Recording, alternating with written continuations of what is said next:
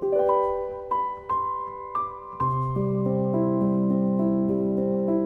Christmas, everyone, and welcome to this episode of Cooking with the Saints. I just want to take a minute to express my gratitude for you and for your family, your involvement in our parish, your prayers, your good wishes, so many things that I am grateful for, and I know that we all are, for what we share here at the Basilica Parish and School. So thank you, first of all.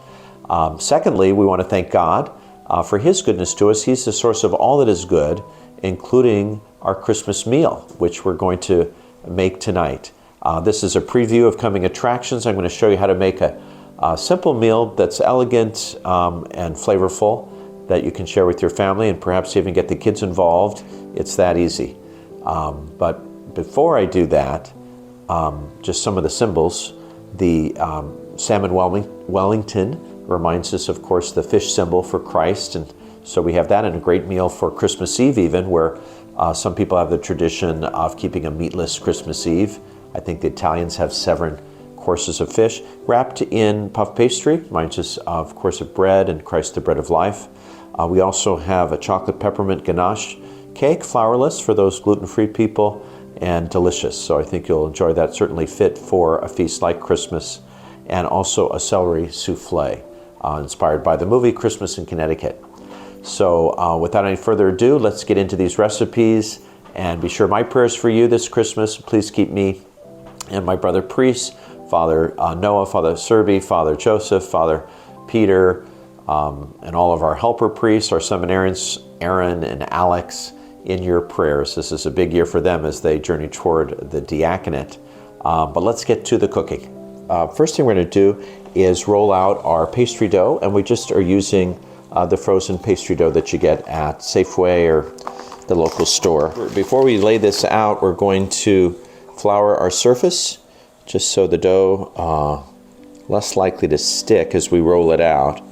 And we're using 1.5 pound fillet that's of salmon that's been pin bones removed and skinned. So we don't want any skin on there.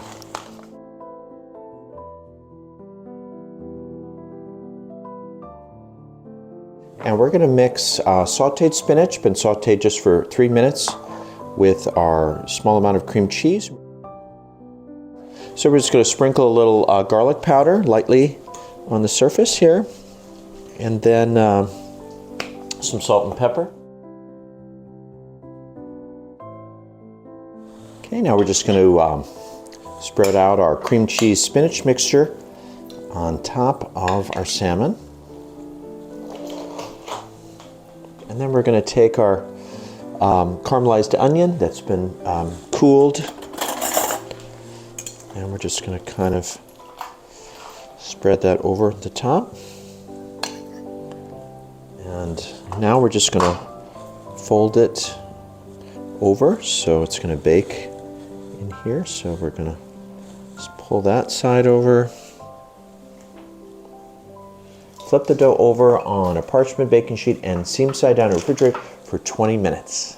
Okay, now that our salmon has been cooling in the fridge for 20 minutes, at least 20 minutes, we're going to beat 1 egg with 1 tablespoon of water, 1 large egg, and then we're just going to brush it over the top of our dough to create a nice wash.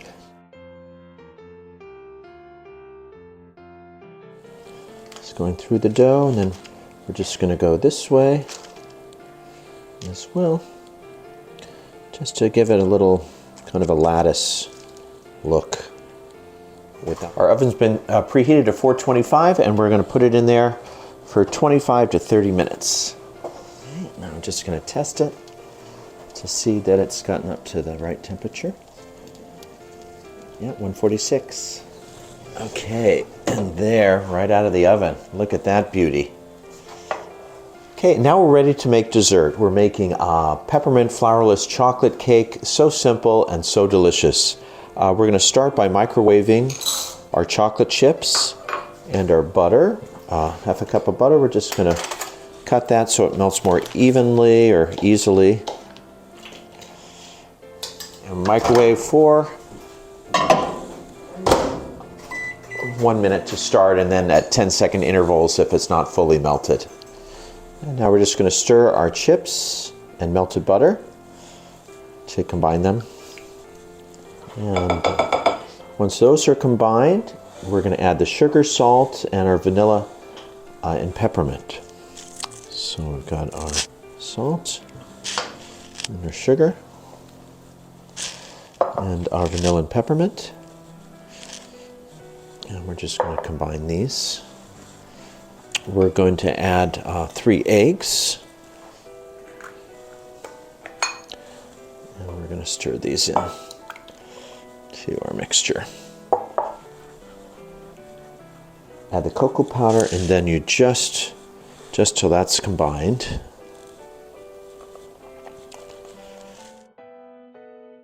So we put a piece of parchment on the bottom, and then we're just going to pour our batter into our prepared pan.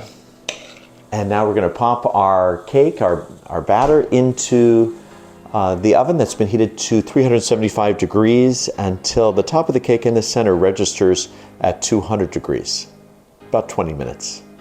And now our cake is done, and we're going to let it cool for 10 minutes on a wire rack, and then we'll be ready to make our ganache. Okay, now to make our ganache while our cake is cooling, we're just going to take our chocolate chips and mix them with our heavy cream until the cream is hot enough to melt the chips, and about 30 seconds in the microwave, and you can go from there if it hasn't melted.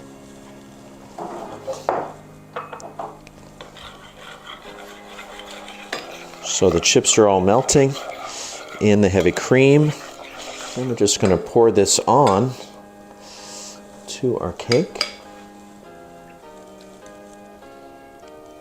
And then we're going to take our crushed peppermint stick, and we're just going to sprinkle that kind of liberally over the top.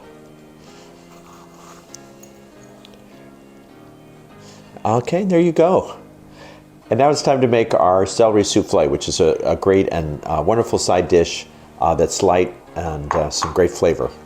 First, we're going to take our 4 slices of white bread that have been cut into small cubes and softened in a half a cup of milk. So now we're just going to separate our eggs. And now for our celery souffle, we're going to first have cubed our bread and have that soaking with the milk to soften it. Then we're going to take 4 tablespoons of butter, and we're going to saute our onion and celery in the saucepan. I'm just going to put our celery, onion in there. I'm just going to saute that for 3 minutes. I've added the bread and milk together, and I'm just going to beat this until smooth. Now we add the egg yolks and stir until combined. And now we're going to fold our beaten egg whites into our celery mixture. And we're going to pour that into our buttered dish. We're going to place our souffle in our hot water bath that's already in the oven.